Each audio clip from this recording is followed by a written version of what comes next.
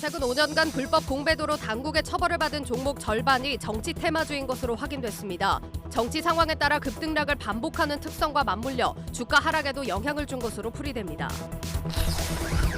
현대차가 KT와 카카오 모빌리티 등 플랫폼 회사들과 손잡고 자율주행차 개발에 속도를 내고 있습니다.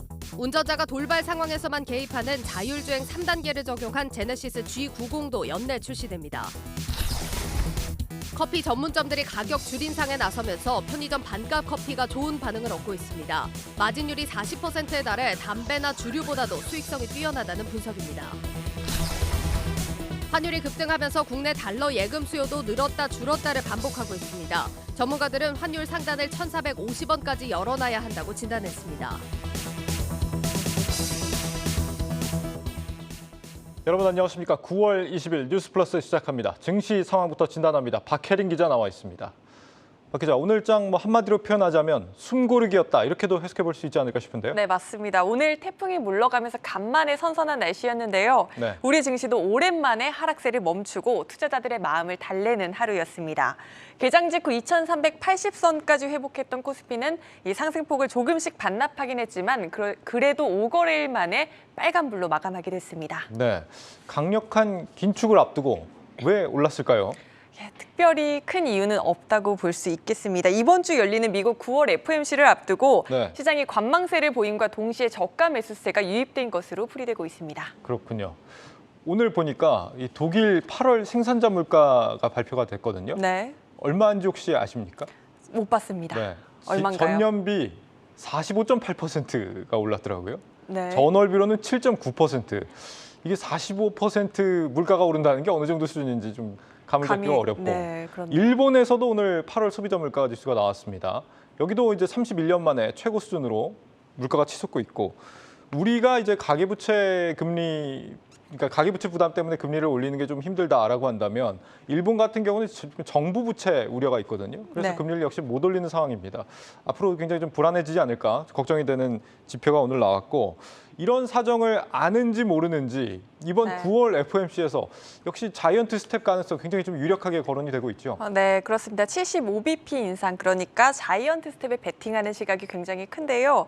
기준금리 예측 프로그램 패드워치에 따르면 보시는 것처럼 자이언트 스텝 가능성은 80% 이상으로 점쳐지고 있습니다.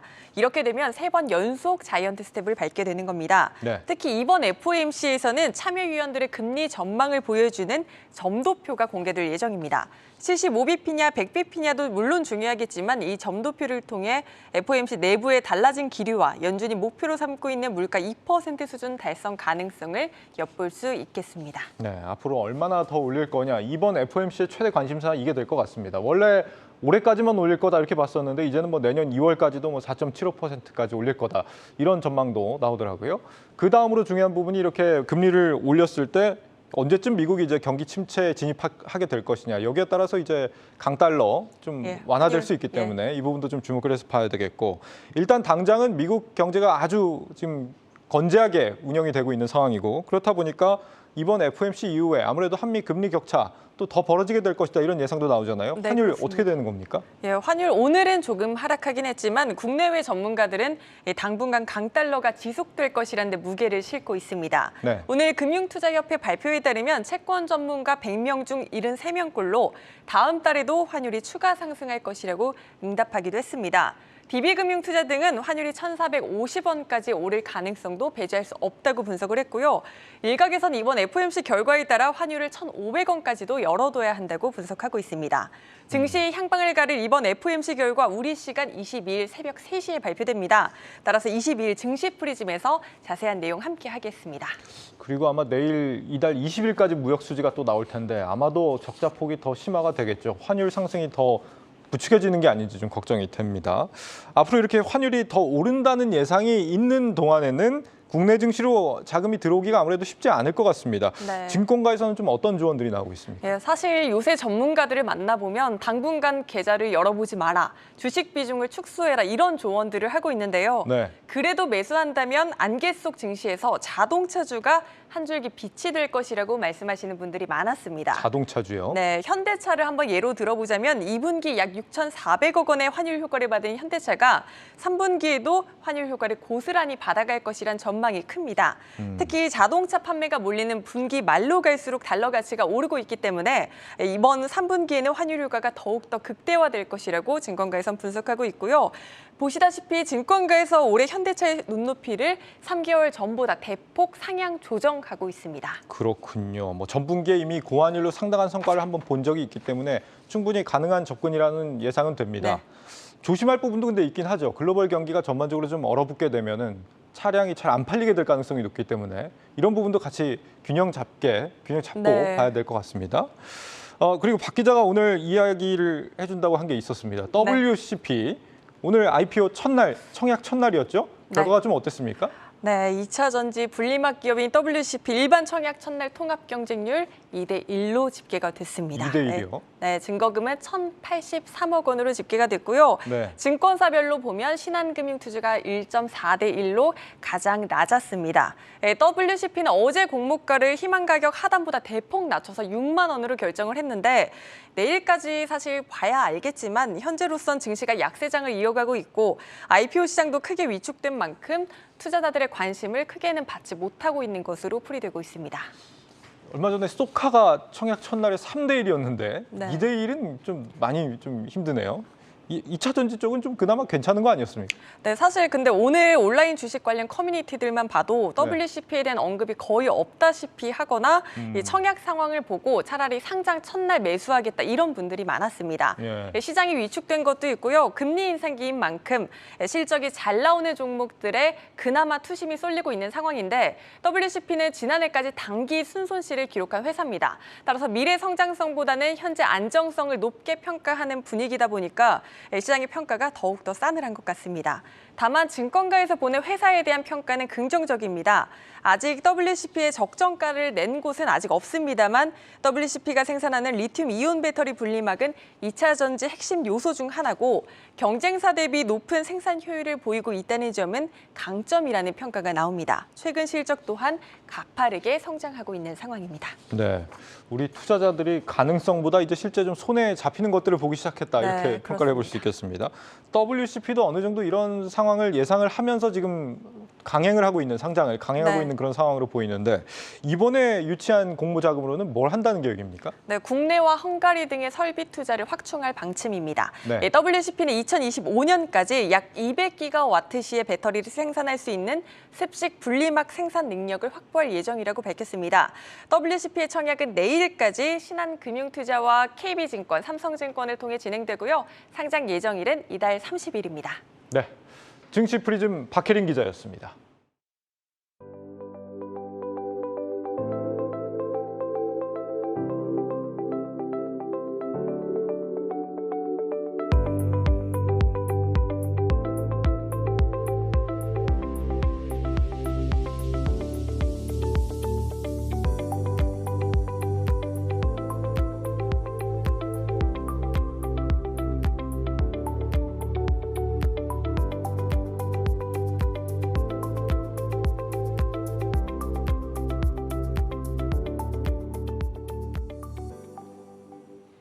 정치 테마주 투자하시는 분들 주의하셔야겠습니다. 최근 5년간 당국에 적발된 불법 공매도 가운데 절반이 정치 테마주였던 것으로 저희 한국경제TV 취재 결과 드러났습니다. 홍원표 기자 나와 있습니다. 홍 기자, 이 주식을 빌리지 않고 공매도를 하는 우리가 이제 소위 무차입 공매도라고 하는데 이게 이제 법상으로는 불법입니다. 당국이 최근에 여기에 대해서 이제 책임을 묻겠다고 강조하기도 했던 이 무차입 공매도 관련 자료를 단독 입수했다고요? 네, 제가 이제 금융위원회로부터 최근 5년간 이제 불법 공매도에 대한 종목들을 다 받아서 좀 확인을 해봤습니다. 네. 일단 좀 특이한 점이 발견이 됐는데, 그러니까 불법 공매도 즉 이제 무차입 공매도가 바로 이제 정치 테마주에 무수하게 일어났다는 점인데요. 일단 자료를 좀 보시면 이 조치일이 2018년 11월 28일인데 이게 이제 조치일은 2018년이지만 한국거래소의 모니터링 적발 이후에 금융위원회 제재까지 걸리는 과정이 1년 반 정도가 이제 걸립니다. 그렇기 때문에 실제로 이게 이제 적발이 된 것은 2017년 상반기에 걸린 것으로 추정이 되는데 종목명을 보면 좀 더 확실하게 이제 볼 수 있는데요. 네. 증권사들이 이제 불법 공매도를 한 종목이 2017년 5월에 있었던 대통령 선거와 관련한 테마주들 이런 게 좀 대부분이었습니다. 96개 종목 중에 정치 테마주가 58%에 달했습니다. 구체적으로 어떻게 테마주로 묶인 종목들이었습니까? 네, 일단 뭐 정치 테마주라고 하는 게 실제로 어떤 직접적인 연관성이 있지는 않습니다. 뭐 안랩 정도를 제외하면은 이 연관성을 좀 증명하기도 좀 어려운데요. 네. 그러니까 시장에서 단순하게 소문이 돌면서 뭐 어떤 후보와 어떤 기업의 대표가 대학 동기다. 아니면 뭐 어떤 후보의 가족이 그 회사의 사회이사로 있다. 뭐 이 정도고 그보다 이제 못한 경우도 굉장히 많습니다. 뭐 특정 후보가 그 회사가 주최한 행사에서 축사를 했다. 뭐 이런 수준인데 저희가 이제 취재를 한 것도 시장에서 어떤 후보의 이제 테마주로 검색이나 보도가 된 종목들만 좀 연관을 지어서 분석을 해봤습니다. 2017년 대선으로 돌아가 보면 안철수 후보의 테마주가 이제 공매도의 주된 타겟이었는데 무차입 공매도가 굉장히 많이 일어났습니다. 이제 대표적인 종목이 아남전자 그리고 콤텍 시스템, 다물 멀티미디어 등이 있는데 또 이후에는 이제 당시 초대 국무총리 후보로 거론된 이낙연 전 총리의 테마주도 상당히 많았는데요. 삼부토건 그리고 해덕 파워웨이 등이 있었습니다. 그리고 그 기억을 좀 더 되살려 보면 홍석현 이제 중앙홀딩스 회장도 2017년 당시 국무총리 후보로 잠깐 거론된 적이 있었습니다. 네. 그래서 이제 제2콘텐트리도 불법 공매도 종목에 포함된 걸 확인했습니다. 이 무차입 공매도의 상당수가 정치 테마주였다. 이걸 좀 어떻게 해석을 해봐야 될까요? 주가를 뭐 인위적으로 좀 띄웠다가 뭐 떨어뜨리려는 그런 세력들의 의도가 좀 개입된 거다 이렇게 봐야 되는 걸까요? 사실 뭐 그거를 특정해서 이제 제가 뭐 확답을 드릴 수는 없지만 네. 보통 이제 공매도가 필요하다고 이야기하는 사람들은 공매도가 주가에 직접적인 영향을 주지 않는다 이렇게 이야기를 하지 않습니까? 예. 하지만 이제 하필 이 정치 테마주가 기승을 부리던 이 시점에 이 종목들의 이제 불법 공매도가 막 몰렸다는 점은 좀 수상해 보이긴 합니다. 예. 일단 차트를 보시면 실제로 주가도 좀 많이 빠졌는데요. 이 안철수 후보의 테마로 분류된 아남전자 같은 경우는 2017년 2월에 이제 1,200원대였는데 3월 말에는 5,500원까지 올랐습니다. 네. 하지만 이후에 이제 주가가 좀 이제 많이 하락을 했는데 이제 그걸 살펴보면 이때 이제 좀 안철수 후보의 지지율이 높아졌다가 또 많이 떨어지게 됐습니다. 그래서 이제 이후에 좀 한 달 만에 반토막이 났고요. 이낙연 전 총리의 테마주인 삼부토건 같은 경우는 2017년 4월에 이제 1,100원대였습니다. 하지만 대통령 선거 일주일 뒤인 5월 16일에는 4,000원을 돌파를 했는데 당시에 이제 초대 총리 후보로 이제 거론이 되면서 굉장히 많이 올랐고 총리 인준이 끝나자 다시 1,000원대로 내려왔습니다. 이렇게 보면 물론 이제 정치 테마주 같은 경우는 급등락을 좀 반복하는 것이기 때문에 물론 이제 공매도 때문에 빠졌다 이렇게 단정 지을 수는 없지만 그래도 일부 투자자들이 이 정치 테마주가 분명히 하락할 거다 이렇게 생각을 하고 이제 좀 많이 몰린 것으로 보입니다. 지금 홍 기자가 분석한 게 이제 적발이 된 사례를 가지고 온 건데 그럼 처벌은 어떻게 받았습니까? 네, 2018년 이제 11월에 이제 조치를 받은 종목들을 살펴보면 이제 96개 종목인데 총 과태료가 75억 원입니다. 그러니까 종목당 한 7,600만 원 정도에 그치는데요. 이렇게 이제 100개에 가까운 종목의 무차입 공매도가 발생을 했는데 이제 금융당국에서는 고의로 인정을 하지 않고 과실로 이제 처리를 했습니다. 그렇다 보니까 처벌 수위도 굉장히 낮아졌다고 보시면 되겠습니다. 그러니까요. 당국도 그렇고 그동안 증권사들이 이제 무차입 공매도가 아니고 뭐 단순 표기 누락이다 뭐 이런 식으로 얘기를 했던 게 기억이 납니다. 그런데 정치 테마주에서만 유독 많이 적발이 됐다라고 하면 이게 실수가 맞을까 싶은데 말이죠. 당국은 뭐 하고 있습니까? 일단 뭐 금융당국의 수장들은 뭐 불법 공매도는 엄단해야 한다 뭐 이런 이야기를 많이 하고 있습니다. 네. 뭐 한국거래소가 이제 일단 이제 공매도 모니터링을 직접 담당을 하기 때문에 거래소 이사장들이 항상 이런 이야기를 하는데요. 그 2020년 총선을 앞두고도 정치 테마주에 대한 이제 불공정 거래를 감시하겠다. 당시 이제 정지원 이사장이 그렇게 이야기를 한 바 있고 올해 초에 이제 대선을 앞두고도 손병두 현재 이사장께서 이제 정치 테마주에 대한 기획 감시 그리고 불법 공매도 감시 강화 뭐 이런 이제 이야기들을 많이 했는데 그러니까 불공정 거래를 근절하겠다 이렇게 좀 강도 높게 이야기를 했습니다. 하지만 2020년 총선 때는 코로나19로 이제 공매도가 전면 금지였고 올해 대선 때는 뭐 일부 이제 시가총액 상위 종목 위주로 좀 부분 재개를 했기 때문에 아무래도 시총이 좀 작은 테마주 성격의 종목들은 공매도를 할 수 없었습니다. 그렇기 때문에 이 절대적인 숫자가 적어서 적발할 만한 이제 건도 별로 없었다 이렇게 말씀드릴 수 있겠습니다. 네, 결국에는 개인 투자자들만 무차익 공매도 위험에 노출되는 셈이다 이런 얘기인데 정치 테마주 이런 것 좀 가급적 지양하는 게 좋겠죠? 그렇습니다. 뭐 결국 뭐 정치 테마주는 워낙 이제 급등락을 하는 종목이기 때문에 뭐 그 투자를 뭐 말릴 수는 없겠지만 일단 리스크가 워낙 큽니다. 그런데 이런 좀 불법 공매도로 인한 주가 하락의 피해까지도 좀 개인들에게 돌아올 수 있기 때문에 좀 주의를 하셔야겠고요. 물론 뭐 이 테마주가 뭐 워낙 급등락을 하기 때문에 뭐 많이 얻을 수도 있겠지만 이렇게 불법을 저지르는 외국인이나 기관을 상대하기는 굉장히 어렵습니다. 또 개인이 뭐 위험한 투자를 한다고 해서 불법 투자를 하는 건 아니기 때문에 이런 불법 공매도는 좀 반드시 막아야 할 것 같고요. 이번 취재를 통해서 좀 이런 정치 테마주처럼 주가를 뭐 많이 끌어올리거나 좀 떨어뜨리려는 특정 세력이 존재하는 이런 종목들 가급적 좀 매매를 피해야 한다, 좀 이렇게 조언드리고 싶습니다. 증권부 홍원표 기자였습니다.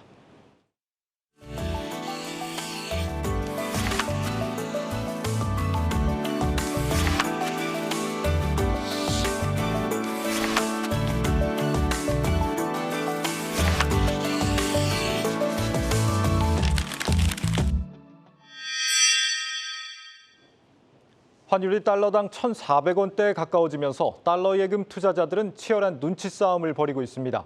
이미 역사적 고점인데도 달러 예금은 이달 들어 꾸준히 늘고 있는데 전문가들은 연내 달러당 최대 1,450원까지도 열어놔야 한다고 조언하고 있습니다. 김보미 기자입니다.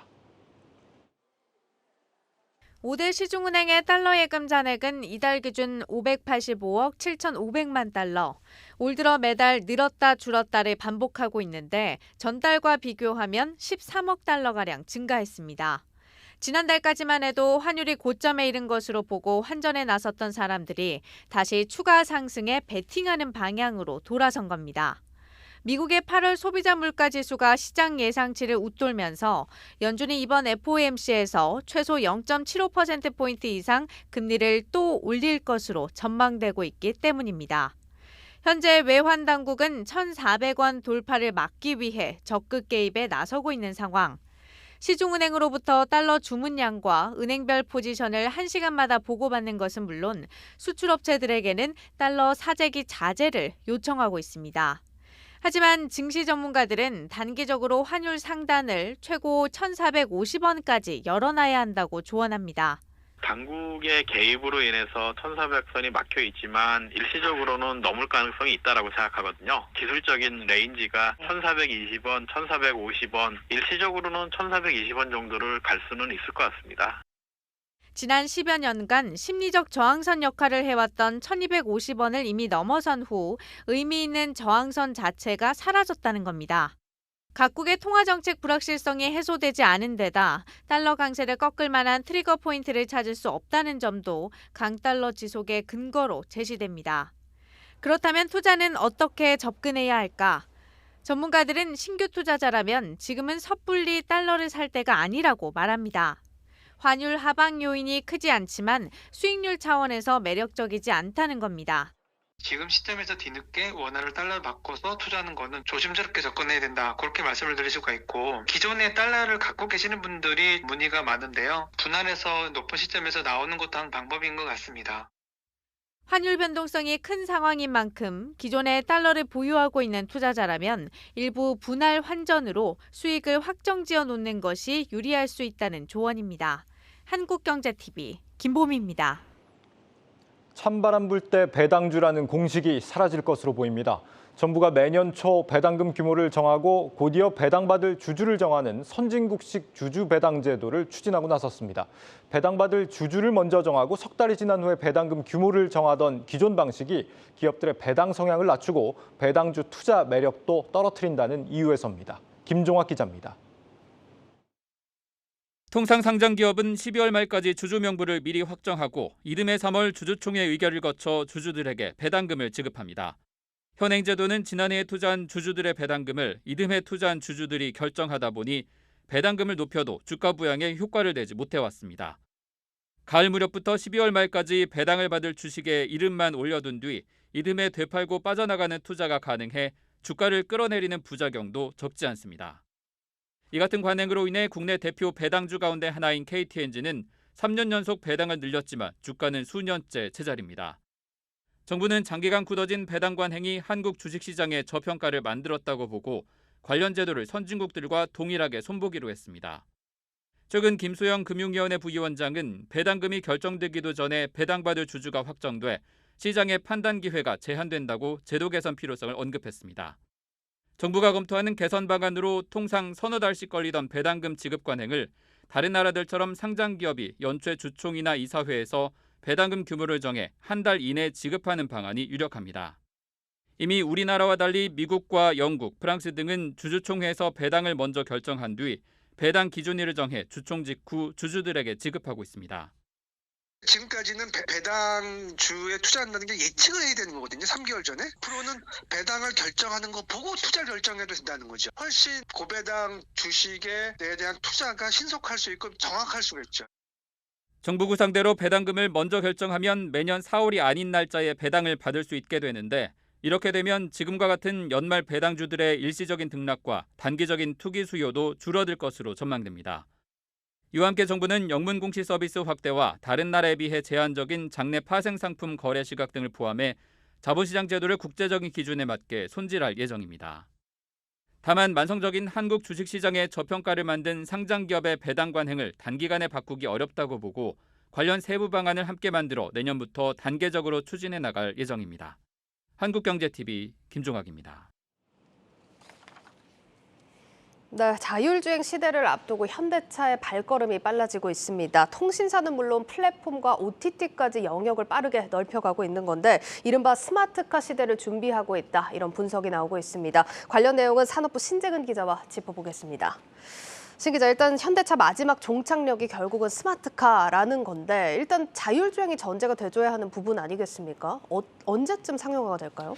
일단 먼저 자율주행의 단계부터 먼저 설명해드리겠습니다. 예. 이 자율주행의 단계는 이 0에서 5단계, 총 6단계로 나뉘는데요.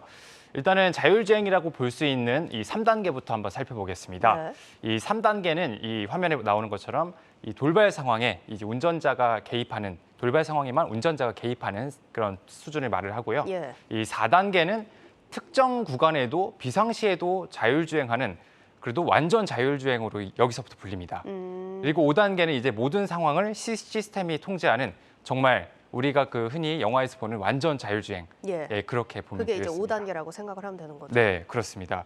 여기서 이제 또 현재는 부분 자율주행이 가능한 이 3단계 수준이 이제 상용화를 눈앞에 두고 있는데요. 네. 이 현대차는 올 연말 이 자율주행 3단계 기능이 탑재된 제네시스 G90을 출시할 예정입니다. 완전 자율주행인 4단계 상용화는 오는 2027년 이후가 될 전망인데요. 예. 이 대략 5년 후면은 운전자가 없는 차가 우리 눈앞에 등장할 전망입니다. 이렇게 생각을 해보면 완전 자율주행 시대가 뭐 불과 5년밖에 남지 않았다는 건데 정확한 그림은 잘 안 그려지는 상황이거든요. 뭐 대략적인 청사진을 그려볼 수 있는 사례가 있을까요? 네, 그래서 제가 오늘 한번 준비해봤습니다. 네. 지난주에 이제 현대차는 그 2025년 이후 내놓을 이 특수 목적 차량, 이 PBV의 모습을 좀 일부 공개를 했는데요. 예. 이 전시된 차량은 일단 먼저 공항 픽업용으로 사용이 되며 자율주행으로 움직입니다. 이 차량은 조수석 대신에 이 캐리어 거치대를 마련했으며 트렁크 공간 대신에 탑승 공간을 뒤쪽까지 넓힌 것이 특징입니다. 현재는 지금 영상이 나오고 있지 않은데 좀 이따가 제가 보여드리도록 하겠습니다. 알겠습니다. 네네. 또 이 드라이브 모드와 오피스 모드, 릴렉스 모드 등 3가지 모드에 따라서 조명과 시트 각도, 이 디스플레이와 조작계 등이 달라집니다. 이 현대차 그룹은 앞으로 택시와 경찰 버스 등으로 다양한 용도의 PBV 차량을 내놓는다는 계획입니다. 네, 뭐 지금은 이런 특수 목적 차량들에 해당이 되는 거지만 앞으로 일반 소비자에게 상용화되면 어떨까라는 예상을 좀 해볼 수가 있을 것 같은데 이게 뭐 현대차가 통신사, 뭐 OTT 플랫폼 이렇게 필드를 넓혀가는 게 좀 이해가 되는 게 결국은 어쨌든 스마트카를 뭐 만들기 위한 포석이다라고 좀 해석을 할 수 있는 부분인 거네요. 네네, 그렇습니다. 이 자율주행은 무엇보다도 이 사물과 통신의 연결, 이 커넥티비티가 굉장히 중요한데요. 그렇죠. 자율주행차끼리 또 자율차와 신호체계 간 원활한 소통이 이루어져야 되는데 이 과정에서 5G와 6G의 안정적인 통신망 운영이 필수적입니다. 이 때문에 현대차는 최근 KT와 이 7,500억 원 상당의 지분 교환을 했습니다. 예. 이 자동차 기업과 통신 기업 간 지분 교환이 전격적으로 이루어졌다는 점에서 이 반향을 일으켰습니다. 근데 사실 통신사가 KT만 있는 건 아닐 텐데 현대차가 KT를 선택한 이유가 있을까요? 네, 현대차 입장에서는 이 KT가 국내에서 유일하게 이 통신 위성을 보유하고 있는 데다가 이 5G 보급률 1위를 지키고 있는 업체인 만큼 이 KT와 전략적인 제휴를 맺는 게 유리하다고 판단했을 것으로 보여집니다. 알겠습니다. 네, 카카오 모빌리티와의 협력은 이 상용화 직전의 실증 단계에 해당한다는 점에서 의미가 큰데요. 예. 이 개발한 자율주행 차를 일반 국민이 택시를 통해서 이용을 해볼 수 있다는 점에서 예. 이 상용화 바로 직전 단계라고 볼 수 있습니다. 카카오 택시가 이 3천만 명 이상의 가입자를 보유할 정도로 대다수 국민이 이용하고 있는 점도 현대차에게 유리합니다. 자율주행에 대한 홍보가 아직 제대로 이루어지지 않은 상황에서 이 자율주행 택시를 통해서 이 안전에 대한 불신을 해소시킬 수 있는 중요한 기회인 거죠. 예. 자율주행 중 차 안에서 즐길 거리도 굉장히 중요한데요. 웨이브 등 OTT 문화가 자리 잡은 가운데 자율주행이 상용화되면 차 안에서도 웨이브 콘텐츠를 시청할 수 있을 전망입니다. 이를 위해서 현대모비스는 34인치짜리 초대형 인포테인먼트를 개발했고 이 기존 대비 크기가 2배 이상 늘어난 헤드업 디스플레이도 개발 중입니다. 지금 뭐 통신사와 플랫폼, OTT까지 좀 범위를 넓혀가고 있는데 앞으로 이런 확장 분야는 더 넓어지지 않을까 싶습니다. 가장 유력하게 거론되는 다음 분야는 어디일까요? 네, 방대한 데이터를 빠른 속도로 처리할 수 있는 양자 컴퓨팅 분야가 가장 유력해 보입니다. 예. 주행 중 도로 상황은 시시각각으로 변하기 때문에 자율주행은 어떤 분야보다도 이 데이터가 많이 모일 수밖에 없습니다. 예. 네, 때문에 슈퍼컴퓨터보다도 수백만 배 이상 연산이 빠른 이 양자 컴퓨터의 중요성이 높아지고 있습니다. 현대차가 이 분야 업체와 손잡을 가능성이 높을 것으로 이 자동차 업계 관계자들은 예상을 하고 있고요. 또 다른 분야 중 초소형 자동차도 현대차 그룹이 진출할 가능성이 높은 분야로 꼽힙니다. 초소형 자동차라고 하는 게 요즘 길 가다 이제 가끔씩 보이는 운전석의 하나라든지 이렇게 사이즈가 굉장히 작은 자동차를 말하는 거죠? 네, 그렇습니다. 이거를 이제 분야를 좀 더 확장을 해서 뭐 소형 청소차나 이 소형 소방차 이렇게 넓힌다는 것입니다. 예. 이 현재는 초소형 자동차를 이 중소기업만 취급을 하고 있는데요. 예. 그래서 때문에 이제 시장 규모가 좀 작은 편입니다. 근데 이제 정부가 초소형 자동차 활성화 계획을 갖고 있는 만큼 이에 맞춰서 현대차도 시장에 뛰어들 거란 전망이 나옵니다. 이 취재 중에 만난 한 자율주행 업계 관계자는 이 초소형 자동차 시장에 대해서 현대차가 큰 관심을 가지고 있다고 설명했습니다. 네, 추후에 양자 컴퓨팅 또 초소형 자동차 분야에서 현대차와 협력을 하게 될 기업은 어디가 될지 또 기대가 되는 부분입니다. 산업부 신재근 기자였습니다.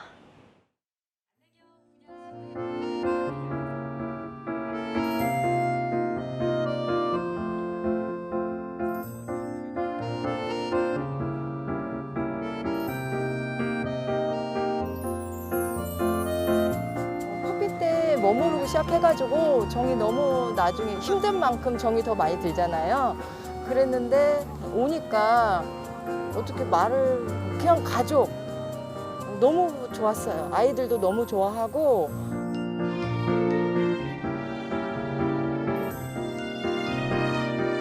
안내견이 활동하기 위해서는 이 안내견을 키워주시는 자원봉사자 가정의 노력과 사랑이 필요하고요. 무엇보다 이 안내견과 새로운 삶을 살겠다는 시각장애인들의 굳은 의지가 또 필요한 시간이기도 합니다.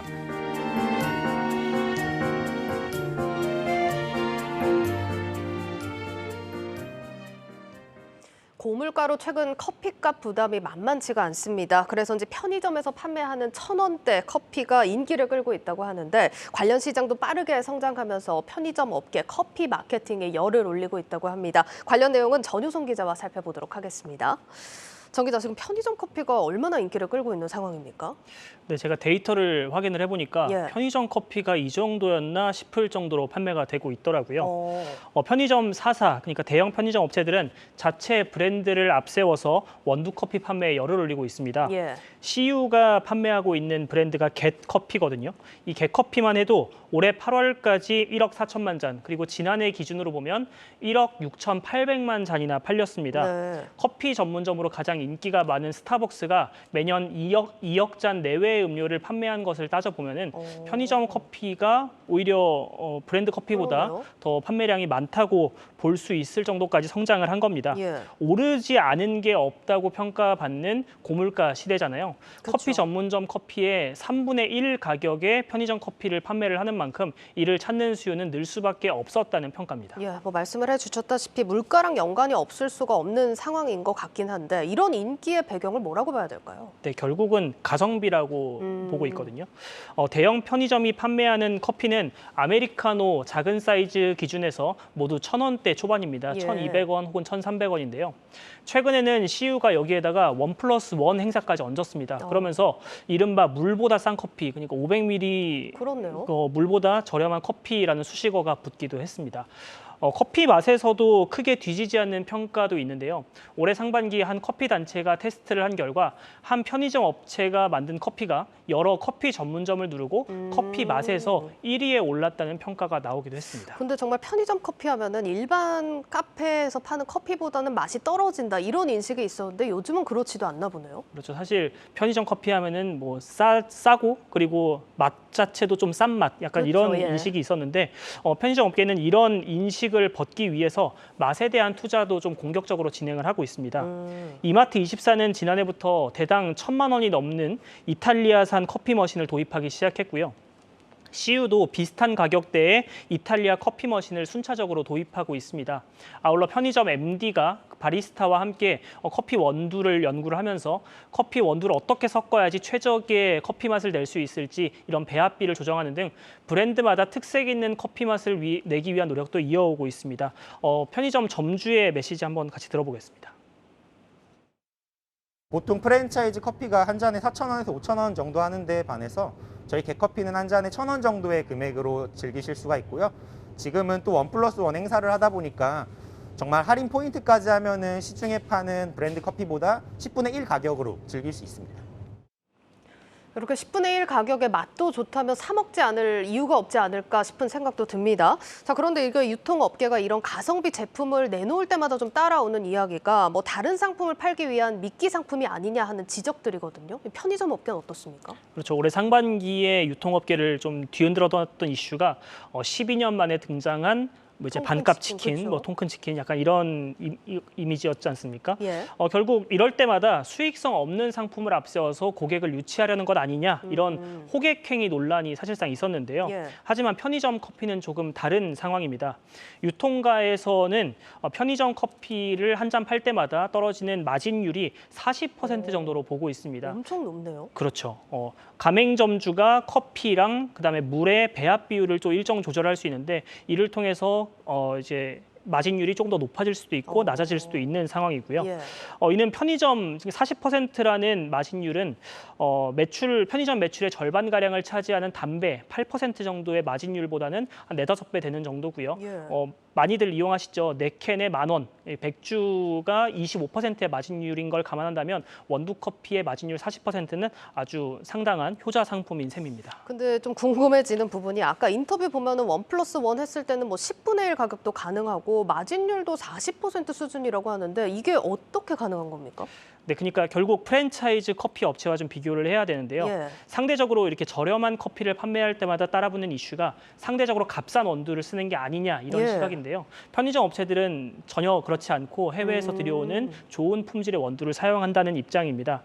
커피 한 잔에 들어가는 원두 값은 400원에서 500원으로 비슷하다는, 그러니까 편의점 업계와 프랜차이즈 커피 업체가 비슷하다는 얘기입니다. 예. 그런데도 마진율이 높을 수 있는 거는 아무래도 고정비를 보는 관점의 차이에서 비롯된다고 볼 수 있는데요. 커피 전문점과 달리 편의점 커피의 경우에는 편의점이 취급하는 전체 2,500여 개 제품 중에서 1개에 불과한 겁니다. 커피 전문점은 반면에 여러 가지 비용들이 커피 하나를 위해서 존재하는 거잖아요. 그렇죠. 이렇게 지금 보시는 것처럼 커피 전문점의 원가 구조는 좀 저런 형태입니다. 이 중에서 가장 많이 비용이 들어가는 게 인건비, 그러니까 바리스타들이 이제 커피를 만들 때 들어가는 인건비가 가장 많은 비율을 차지하고요. 예. 그리고 또 넓은 매장을 임대해야 하기 때문에 임차료 같은 것이 들지만 반면 편의점은 이제 바리스타가 있지도 않고 또 이제 자동 커피 머신인데다가 매장 자체도 커피 전문점보다는 좀 좁은 형태다 보니까 예. 이렇게 상대적으로 저렴한 가격에 마진도 많이 남을 수 있다는 거죠. 여기에 커피를 사러 들어와서 이제 커피만 사는 게 아니라 빵이나 스낵 또 그리고 디저트류까지 구매하는 경우도 많아서 수익성도 보장이 되고 그리고 이제 연관 상품을 판매하는 효과도 거둘 수 있는 셈입니다. 이와 관련해서 편의점 업계의 메시지를 준비해봤습니다. 커피 옆에 쿠키 같은 거를 많이 놓고요. 같이 구매 잘 하시는 것들을 그거 구매하시면서 같이 즐길 수 있는 디저트까지 해가지고 이제 연관 구매가 이루어지고 있는 겁니다.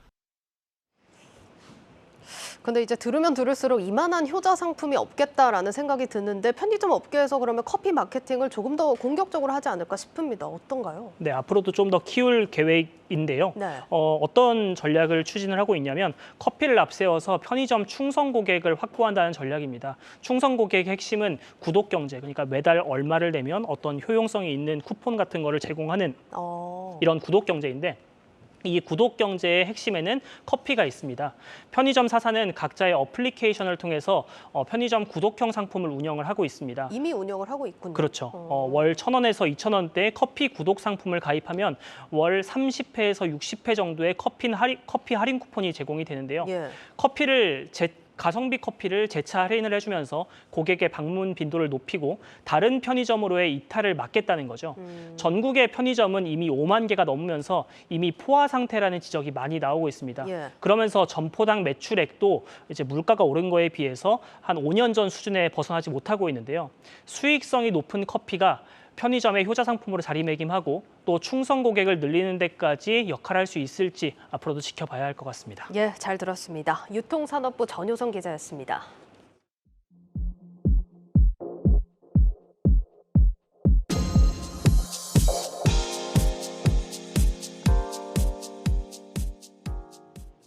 이더리움의 중대 분수령이던 머지 업그레이드가 완료됐습니다. 블록 증명 방식을 기존의 채굴 방식보다 전력을 적게 쓰는 지분 증명 방식으로 바꾼 건데 하지만 뜻밖에도 가격은 곤두박질 치고 있습니다. 연준의 자이언트 스텝 가능성 그리고 이더리움의 분열 움직임 때문이라는 분석입니다. 정호진 기자입니다. 22% 머지 업그레이드 이후 나타난 이더리움의 하락폭입니다. 머지란 이더리움의 운영 방식을 교체하는 업그레이드로 향후 거래 속도와 효율성을 높일 것으로 기대되는 만큼 큰 폭의 반등이 기대됐습니다. 하지만 미국 연준이 다가오는 FOMC에서 또 한 번 강수를 둘 것으로 점쳐지며 이더리움도 가격 하방 압력을 밀어내진 못했습니다. 전문가들은 올해까지는 미국의 금리 인상 기조가 이어질 것이라며 연내 이더리움 가격의 반등은 어려울 것으로 내다봤습니다. 지금 시장에서 반영하고 있는 거는 연준이 우리가 생각했던 것보다 조금 더 매파적일 가능성들을 지금 하고 있는 걸로 보이거든요. 마지막 금리 인상되기 한 2, 3개월 전? 그 정도가 바닥이지 않을까. 내년 초 상반기 정도 아닐까 싶어요. 머지 업그레이드 이후 나타난 이더리움의 분열도 가격 하락에 영향을 미쳤다는 분석입니다. 현재 업그레이드를 거부하는 이들은 원조를 표방하는 이더리움 POW를 선보였고 주요 거래소에 상장되며 수급이 분산됐습니다. 해외에서도 이더리움 체인을 안정적으로 운영한 실적이 있기 때문에 일정 규모 이상 가치를 유지하는 POW 체인은 잔류할 가능성이 크다는 의견이 제기됐습니다. 다만 중장기적 관점에선 머지 업그레이드 이후 이더리움의 지배력이 커질 것이라는 긍정적인 전망도 나옵니다. 이더리움은 발생하는 기본 수수료를 소각하는 만큼 생태계가 점차 확장하고 이용자가 늘어난다면 가격 상승은 자연스러운 수순이라는 겁니다. 더 안정적이고 좋은 방식이 POS라고 알고는 있어요. 활발하게 서비스가 이루어지면은 그래서 이더리움이 앞으로 좀 좋은 킬러 앱들도 더 나오고 더 많이 사용되고 하면서 수거하게 되면은 가격 자체는 긍정적인 쪽으로는 갈 거라고는 보고는 있어요. 다만 기술적 완성도와 시장이 별개로 움직이고 있는 만큼 투자자들은 향후 미 연준의 금리 인상 추이와 그 속도에 촉각을 곤두세우고 있습니다. 한국경제TV 정호진입니다. 전 세계를 뜨겁게 달궜던 강세장이 내년에 끝날 것이다. 세계 3대 투자자 짐 로저스가 저희 한국경제TV와의 단독 인터뷰에서 이렇게 경고했습니다. 미국을 비롯한 주요국 주가가 급락한다는 건데 약세장을 이길 투자처로는 우즈베키스탄을 꼽았습니다. 이지효 기자가 만나봤습니다. 다음에 닥칠 약세장은 생애 최악이 될 것이라고 경고했던 짐 로저스. 그는 그 시작이 내년이 될 것으로 점쳤습니다. We'll have a big rally, but that will be the last rally. That will be the end because we are getting towards the end. I see the signs, so we're getting closer to the end, probably in the next year or so. 로저스 회장은 한국의 삼성전자나 미국의 애플 같은 우량주도 안전하지 않다고 말하며 약세장을 이길 새로운 투자처로는 우즈베키스탄을 꼽았습니다. I am looking for things that will help. There's a country called Uzbekistan, which has been depressed for many years. It's starting to change dramatically, but it's very cheap, and it's changing. 실제로 우즈베키스탄은 금, 천연가스 등 풍부한 자원을 바탕으로 지난해에는 7%대의 높은 경제 성장률을 보인 상황인데 일찍이 원자재 투자를 강조했던 그의 입맛에 맞는 투자처인 셈입니다.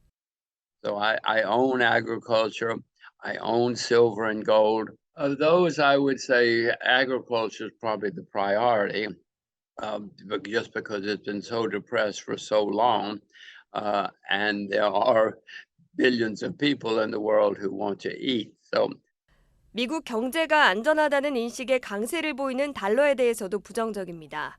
because we are coming to the end, no world currency has lasted more than 100 years or so. So the U.S. is coming to the end. I don't know when it will end, but I know we're getting near. 끝나고 있다는 미국 시장을 대체할 만한 곳으로는 중국을 들었습니다. 부동산 위기 등을 겪고 있지만 시행착오를 극복하는 과정이라는 겁니다. I own Chinese shares, and I'm of the view that China is going to be, as you know, China's had a dramatic change in the last 40 years or so, is now the second or largest economy in the world. I do not see any other country right now that can become the most important country in the 21st century except China. 끝으로 짐 로저스는 한국에 대해서도 매력적인 투자처라고 밝히며 한국이 더 개방적으로 변화하고 DMZ마저 열린다면 지금의 원달러 환율 등 통화 문제도 해결될 것이라고 조언했습니다. 한국경제TV 이지우입니다. 세계에 15대밖에 없는 중입자 암 치료기가 국내에 들어왔습니다. 그간 난치성 암 치료를 위해 억대 비용을 들여 해외 원정에 나서야 했던 환자들은 앞으로 비용을 크게 절감할 수 있게 됐습니다. 김수진 기자가 현장을 다녀왔습니다. 영화에서나 볼 법한 거대한 규모의 가속기가 병원의 모습을 드러냈습니다. 이른바 꿈의 암 치료기로 불리는 중입자 치료기의 한 부분입니다. 연세안병원이 조성한 4,000평 규모의 중입자 치료센터에 국내 첫 중입자 치료기가 선을 보인 겁니다. 중입자는 일종의 방사선인데 신체 표면이 아닌 암세포에만 강한 충격을 줍니다. 중입자 치료는 탄소 원자를 빛의 속도에 가깝게 가속시킨 에너지빔을 통해 암세포만 정밀하게 파괴합니다. 이를 통해 기존 방사선 치료보다 2~3배 높은 효과를 볼 수 있습니다. 췌장암, 간암, 또 폐암이라든지 육종암 이런 다루기 어려운 암들 발견 당시에 사이즈가 너무 커져서 실질적으로 치료에 손을 못 대는 경우가 많습니다. 절제 불가능한 수준의 암들도 잘 줄여서 좋은 치료 효과를 보인다는 게 기존의 치료에 비해서 부작용을 상당히 획기적으로 개선이 됩니다. 의료진은 중입자 치료로 방사선 치료나 항암 약물 침투가 잘 안 되는 난치암 생존율을 2배 이상 끌어올릴 것으로 기대하고 있습니다. 중입자 치료 기기는 전 세계적으로 아마 한 16번째, 우리나라에서는 이제 최초로 우리나라에 들어오게 됩니다. 암으로 고통받으시는 환자와 가족분들에게 새 희망을 드리는 아주 최신의 치료라고 생각을 합니다. 그동안 중입자 치료를 받는 환자들은 억대의 비용을 들여 해외로 나갔는데 이제는 국내에서도 치료를 받을 수 있는 길이 열린 겁니다. 국내 치료 비용은 정확히 정해지지 않았지만 해외의 절반 수준인 5천만 원 선에 책정될 것으로 전해졌습니다. 연세의료원은 조만간 전립선암 환자를 대상으로 첫 중입자 치료를 시행할 계획입니다. 한국경제TV 김수진입니다.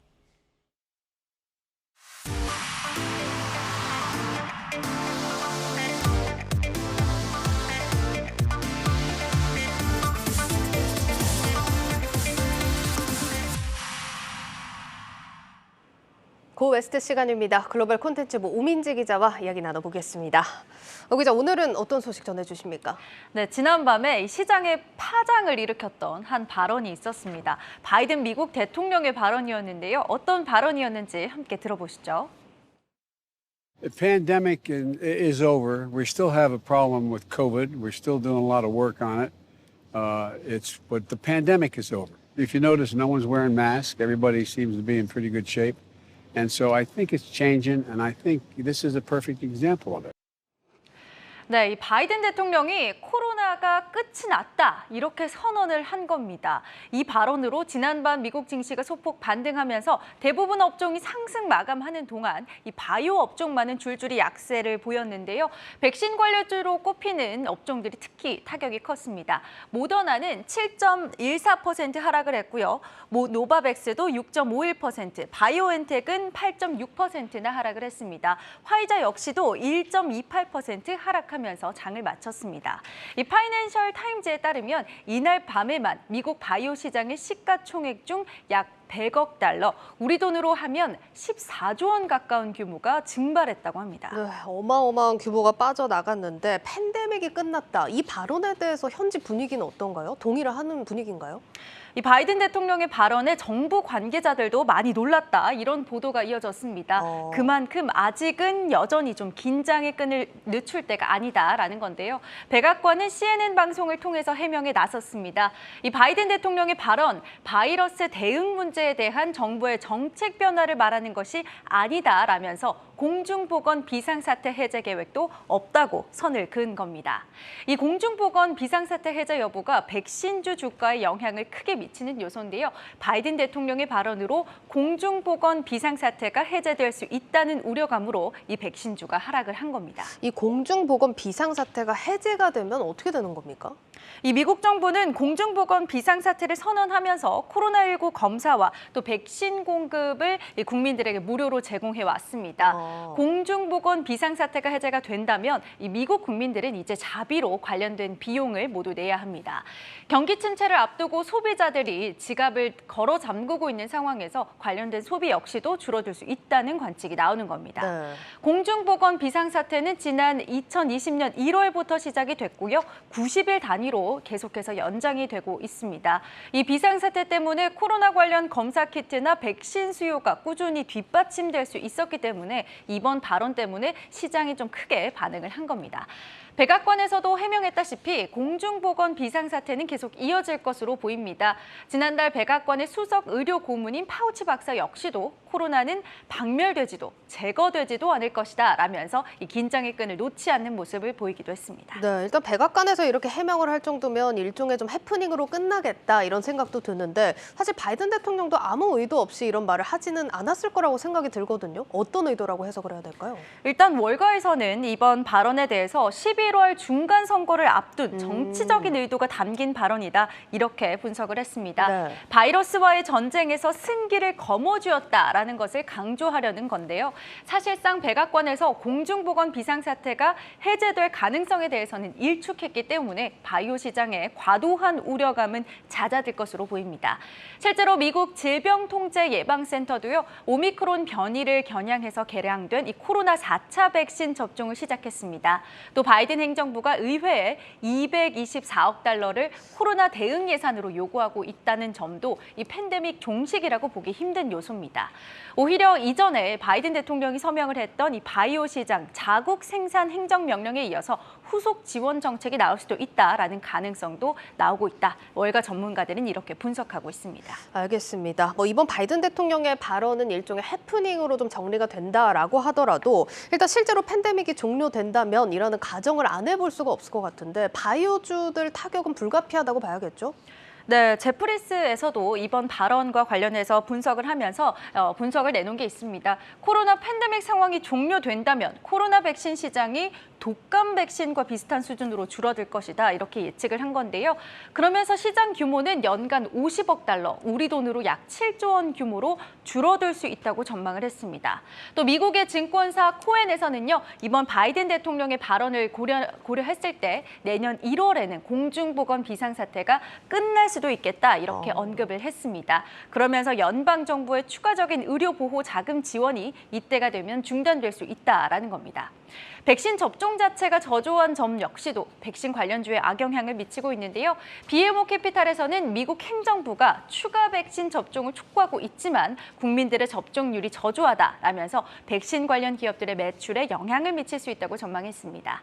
팬데믹이 진정되면서 팬데믹 이후의 시장 분위기 역시 고려해야만 하는 상황 상황인데요. 특히나 팬데믹 수혜주로 꼽혔던 주식, 바이오나 백신주들의 동향도 꾸준히 지켜보시는 것이 좋겠습니다. 네, 잘 들었습니다. 고웨스트 글로벌 콘텐츠부 오민지 기자였습니다.